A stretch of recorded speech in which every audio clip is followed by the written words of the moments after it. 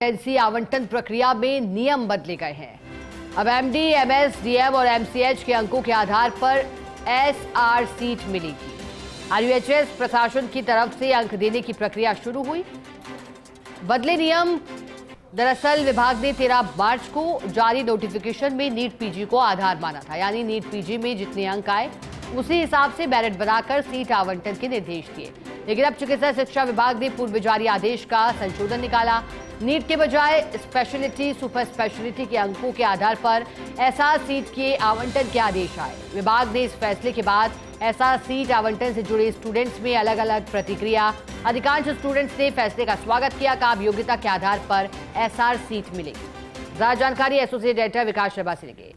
विकास, students कह रहे हैं कि अब योग्यता के आधार पर सीट मिलेगी। बताइएगा क्या फैसला लिया गया है और पुराने फैसले में संशोधन भी किया गया?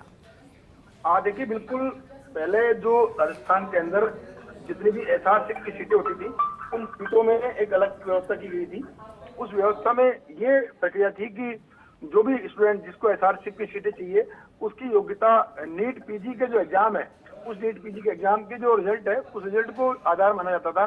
उसके पीछे का कारण यही था कि और कोई आधार नहीं था, क्योंकि स्टूडेंट्स को अंक नहीं होते थे।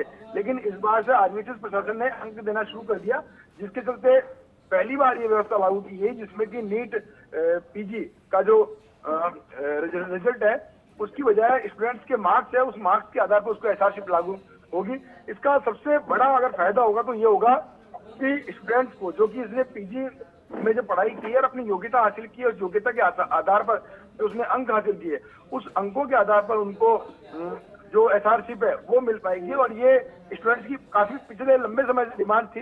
इस डिमांड को पूरा करते हुए प्रशासन ने ये आदेश जो है वो निकाला है। जी बिल्कुल विकास, और ऐसे में जाहिर तौर पर जब योग्यता आधार होगी तो फिर माना जा रहा है कि स्टूडेंट्स के साथ न्याय भी होगा। शुक्रिया आपका विकास, साथ जुड़ने के लिए और जानकारी के लिए।